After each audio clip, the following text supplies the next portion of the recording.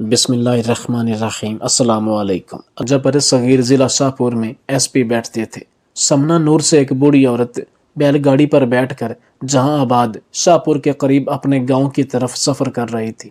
جہاں آباد کے قریب پہنچ کر وہ بیل گاڑی سے اتار دی گئی کیونکہ بیل گاڑی نے آگے شاہپور جانا تھا۔ مغرب کا وقت ہو چکا تھا۔ وہ بوڑھی عورت بغیر کوئی خوف محسوس کیے اپنے گاؤں کی طرف پیدل چلنے لگی۔ راستے میں کچھ اباس نوجوانوں سے اس کا سامنا ہوا۔ انہوں نے بڑھیا سے کہا کہ جو کچھ تمہارے پاس ہے ہمیں دے دو ورنہ اچھا نہیں ہوگا۔ بڑھیا نے کہا، بیٹو تم میرے پوتوں کی عمر کے برابر ہو اور اگر سمجھو تو میں تمہاری دادی ہوں۔ میں سفر سے تھکی ہاری گھر جا رہی ہوں جبکہ میرے پاس ایسا کچھ نہیں ہے جو تمہیں دے سکوں۔ مجھے گھر جانے دو، اللہ تم سے راضی ہوگا۔ نوجوان نے کہا، یہ کپڑے میں کیا ہے؟ اس کو ذرا کھولو، امید ہے اس میں تم نے کوئی چیز چھپا رکھی ہے۔ بڑھیا نے جب کپڑوں کی گٹھڑی کھولی تو اس میں روٹی کے چند ٹکڑے تھے جو سوکھ چکے تھے۔ اوباس نوجوانوں نے بڑھیا کو ہاتھ سے اشارہ کیا کہ تم جا سکتی ہو۔ بڑھیا نے ان دونوں کا شکریہ ادا کیا اور اپنی راہ چلنا شروع کر دی۔ دونوں اوباس نوجوانوں میں سے ایک کی نظر بڑھیا کے کانوں پر پڑی جن پر پرانے زمانے کے رواج کے مطابق چار چار سونے کی قیمتی بالیاں چھیدوں میں موجود تھیں۔ اس نے اپنے ساتھی سے کہا کہ ہم بھی کتنے بے وقوف ہیں، اصل خزانہ تو بڑھیا کے کانوں پر لگا ہوا ہے، اور ہم سوکھی روٹیوں کو دیکھ کر مایوس ہو گئے۔ وہ دونوں واپس آئے اور بڑھیا سے کہا کہ اپنے کانوں کی بالیاں ہمارے حوالے کر دو۔ بڑھیا نے ایسا کرنے سے انکار کر دیا۔ بوڑھی ان اباس نوجوانوں سے کہنے لگی کہ یہ میری زندگی کی کل کائنات ہے اور میرے شوہر کی آخری نشانی ہے۔ تم میری جان لے لو لیکن یہ ہرگز نہ لو۔ لیکن ان بدبختوں نے ایک نہ سنی اور وہ آگے بڑھے اور بد نصیبوں نے وہ بالیاں کھینچ کر زبردستی اتار لیں اور بھاگ گئے۔ بیچاری بڑھیا کے کان خون سے لت پت ہو چکے تھے۔ یہ سچ کا دور تھا، لوگ سچ اور بے باک ہوا کرتے تھے۔ وہ بوڑھی عورت اپنے گاؤں نہ گئی بلکہ شاہپور کی طرف روانہ ہوئی، اس حالت میں کہ اس کے کانوں سے خون بہ رہا تھا اور کپڑے بھی خون سے بھر چکے تھے۔ رات دیر تک شاہپور کے ایس پی کے گھر کے گیٹ کے سامنے بیل بجاتی رہی۔ چوکیدار کافی دیر بعد آیا تو بڑھیا نے کہا، مجھے ایس پی صاحب سے ملنا ہے۔ اس کی حالت اور موقع کی نزاکت کو دیکھتے ہوئے فوراً ایس پی سے ملوایا گیا اور صاحب بہادر اپنے عملے سمیت خود جائے وقوع پر پہنچے۔ ادھر ایک کیمپ لگایا اور اس وقت تک اسی جگہ ٹھہرنے کا فیصلہ کیا جب تک اس علاقے کی پولیس مجرم کو پکڑ کر نہ لے آئے۔ اس ایس پی نے یہ اعلان کیا کہ کوئی بھی اہلکار تب تک نہ کچھ کھا سکتا ہے، نہ پی سکتا ہے اور نہ ہی اپنے گھروں میں جا سکتا ہے جب تک کہ اس بوڑھی عورت کے ملزموں کو پکڑ کر یہاں پیش نہیں کیا جاتا۔ علاقے کے تمام لوگ صاحب بہادر کے اس اقدام پر حیران ہوئے کیونکہ اس سے پہلے ایسا کبھی نہیں ہوا تھا۔ 2 دن تک مجرموں کو تلاش کیا گیا مگر وہ کہیں نہ ملے، مگر صاحب بہادر نے ہمت نہ ہاری اور ادھر ہی بیٹھے رہے۔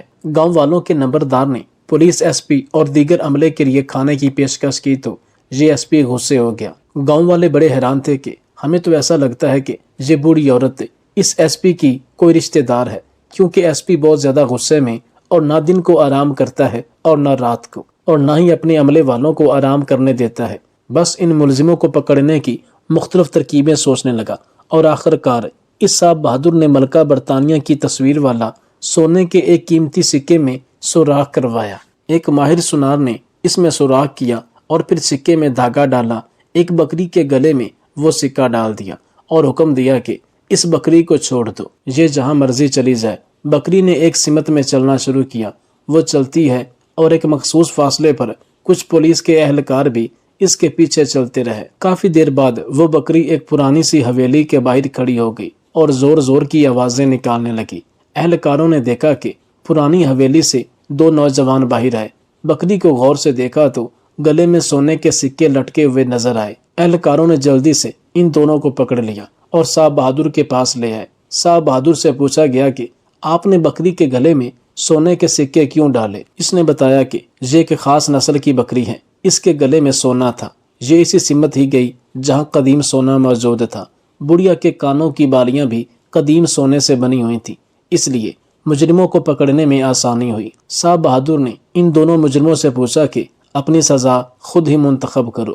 دونوں سر جھکا کر کھڑے رہے اور کوئی بھی جواب نہ دے سکے۔ یہ ایس پی بھی خاموش ہو گیا اور نہ جانے اپنے دماغ میں کیا سوچ رہا تھا۔ اچانک صاحب بہادر نے ایک آدمی کو حکم دیا کہ علاقے بھر میں منادی کروا دو کہ آج فلاں مقام پر ایک بہت بڑا میلہ لگے گا۔ میلے کا نام سنتے ہی گاؤں کے لوگوں کا ہجوم اس ریت کے ٹیلے پر جمع ہونے لگا۔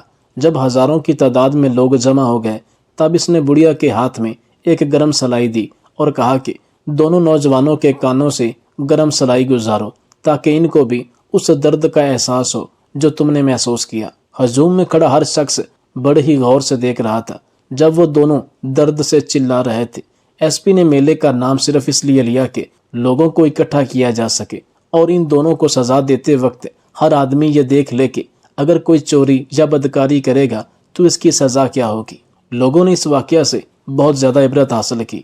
اس کے بعد ایس پی نے مستقل طور پر وہ سونے کا سکہ اس بکری کے گلے میں ڈال دیا اور حکم دیا کہ آج کے بعد اس بکری کو کوئی بھی نہیں باندھے گا۔ یہ جہاں مرضی گھومے پھرے، جس بڑے سے بڑے چور ڈاکو میں ہمت ہے تو اس بکری کے گلے سے یہ سونے کا سکہ اتار کر دکھائے۔ کہتے ہیں کہ کئی سال تک وہ سونے کا سکہ بکری کے گلے سے کوئی شخص اتار نہ سکا کیونکہ سب نے ان دو چوروں کا انجام دیکھ لیا تھا۔ انصاف کیا ہے؟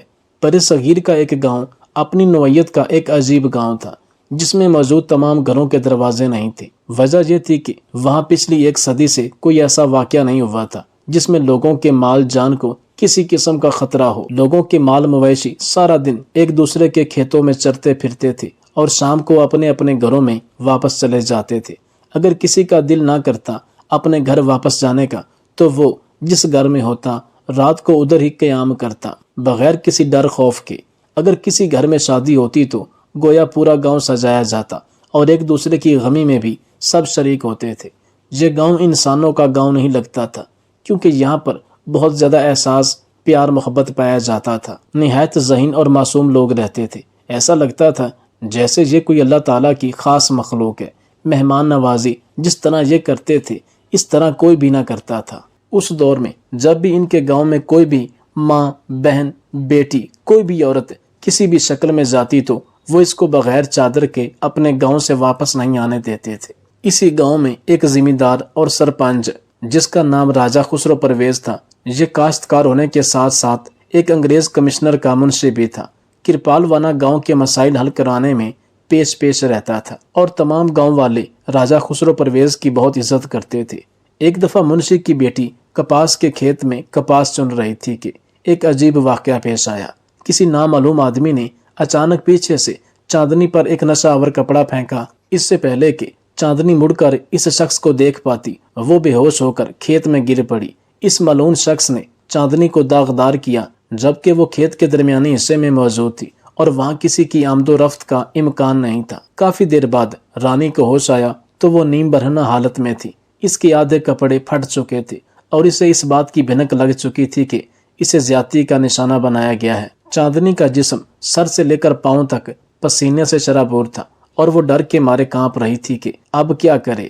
اس کے دل میں خیال آیا کہ کنویں میں چھلانگ لگا کر خودکشی کر لے اور اپنی زندگی ختم کر لے، مگر پھر اپنے باپ یعنی منشی کا خیال آیا۔ وہ جانتی تھی کہ اس کا باپ اسی کے سہارے ہی زندہ ہے اور وہ اپنے باپ کی اکلوتی اولاد ہے۔ ماں کی وفات کے بعد باپ بیٹی ایک دوسرے کا سہارا تھے۔ اچانک چاندنی کی نظر زمین پر پڑے چند سونے کے سکوں پر پڑی اور سکوں کے ساتھ ہی کپاس کے پتے پر ایک تحریر بھی لکھی تھی۔ چاندنی نے تحریر پڑھی۔ اس پر لکھا تھا، مسلسل گھنٹے تک مجھے لطف اندوز کرنے کا بہت شکریہ۔ یہ میری زندگی کا یادگار گھنٹہ تھا جس کو میں مفت میں کیش نہیں کرنا چاہتا، اس لیے ان لمحوں کی قیمت بھی ادا کی ہے۔ یہ سونے کے سکے تمہاری عزت لوٹنے کے بدلے میں تمہیں دے رہا ہوں۔ اگر پھر کبھی موقع ملا تو سونے کے سکوں کا ڈھیر لگا دوں گا۔ یہ تو آج میں راستے سے گزر رہا تھا اور میرے پاس یہی تھے۔ چاندنی کو کچھ سمجھ آیا اور کچھ سمجھ نہ آیا کہ کپاس کے پتے پہ کیا لکھا ہوا ہے۔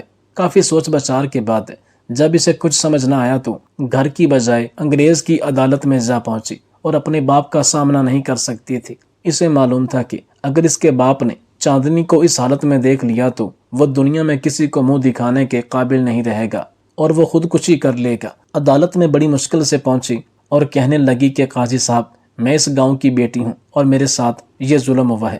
اگر آج کا سورج غروب ہونے سے پہلے میرا مجرم نہ پکڑا گیا تو یہ دوسرا ظلم ہوگا۔ قاضی نے جب چاندنی کو اس حالت میں دیکھا تو غصے سے لال پیلا ہو گیا۔ چاندنی نے اس کے سامنے پتے پر لکھی تحریر اور سونے کے سکے رکھ دیے اور کہا کہ میرے پاس صرف یہی ثبوت ہے۔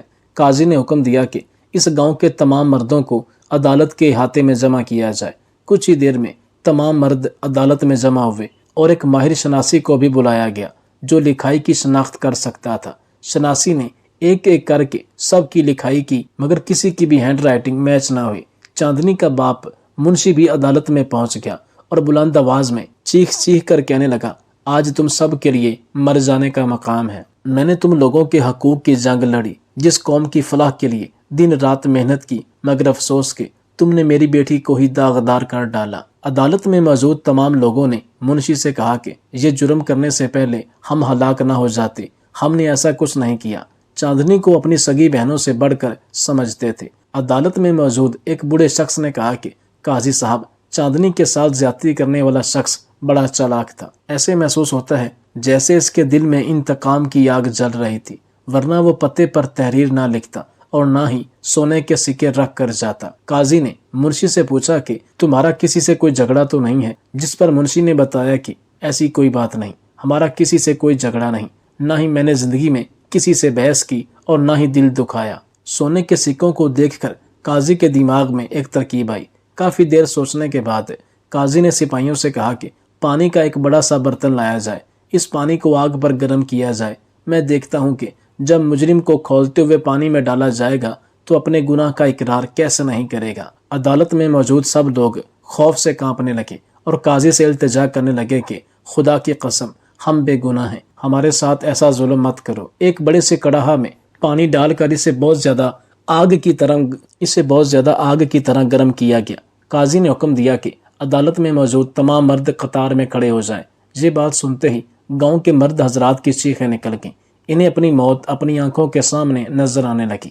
ایک بڑی عمر کے دیہاتی نے قاضی سے کہا کہ قاضی صاحب، مجھے آپ کھولتے ہوئے پانی کے کڑاہ میں نہ ڈالیں بلکہ سیدھا آگ میں ہی ڈالیں۔ جب آپ نے ہم سب کو بے گناہ مارنے کا ارادہ کر ہی لیا ہے تو پھر ایسی سزا دیں جو سب سے زیادہ تکلیف دہ ہو۔ قاضی نے قطار میں کھڑے مردوں کو گننا شروع کیا اور سپاہی سے کہا کہ وہ سونے کے سکے لے آؤ۔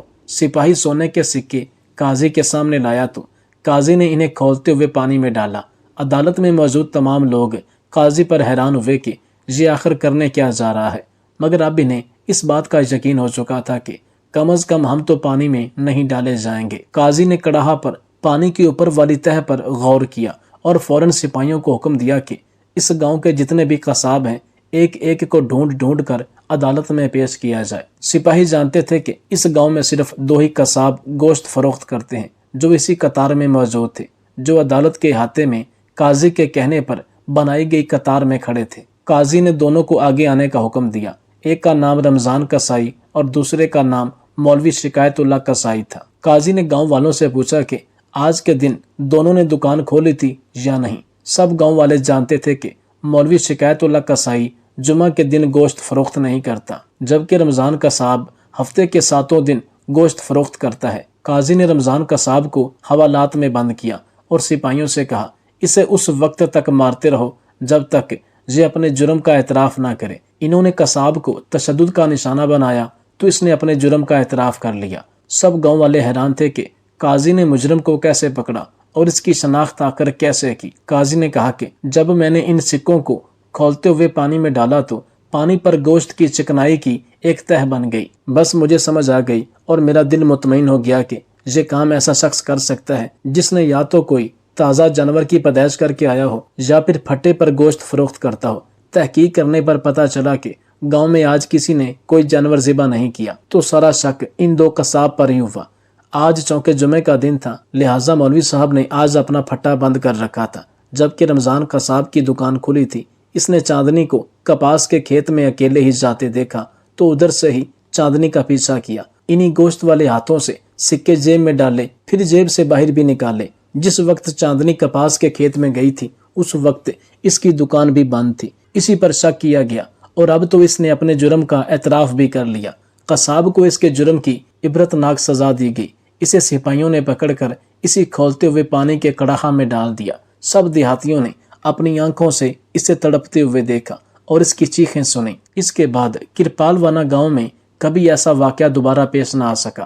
منشی اپنی بیٹی چاندنی کے رشتے کے بارے میں بہت پریشان ہوا کیونکہ اس واقعہ کے بعد چاندنی کی منگنی ٹوٹ چکی تھی۔ چاندنی کا منگیتر ایک تنگ دل شخص تھا جو حقیقت جاننے کے باوجود چاندنی کو اپنانے کے لیے تیار نہ تھا۔ منشی کی پریشانی کو دیکھتے ہوئے قاضی نے چاندنی کو اپنے بیٹے کے لیے مانگ لیا اور شرط رکھی کہ اسی وقت رخصتی ہوگی۔ منشی نے عزت کے ساتھ چاندنی کو اپنے گھر سے رخصت کیا اور چاندنی نے اپنی نئی زندگی کا کامیاب آغاز کیا۔ جرم ہر معاشرے کا حصہ ہے، ہر جگہ اچھے برے لوگ موجود ہیں، لیکن جہاں قانون کی حکمرانی ہوتی ہے وہاں ان لوگوں کی جگہ دن بدن تنگ ہوتی جاتی ہے، اور ایک دن ایسا آتا ہے کہ ایسے لوگ ناپید ہو جاتے ہیں۔ یا تو وہ اپنے کیے کی سزا بھگت کر دنیا سے چلے جاتے ہیں، یا وہ اپنے آپ کو سدھار کر اچھے انسان بن جاتے ہیں۔ کوئی بھی معاشرہ کفر کے ساتھ تو زندہ رہ سکتا ہے، لیکن ناانصافی کے ساتھ کبھی زندہ نہیں رہ سکتا۔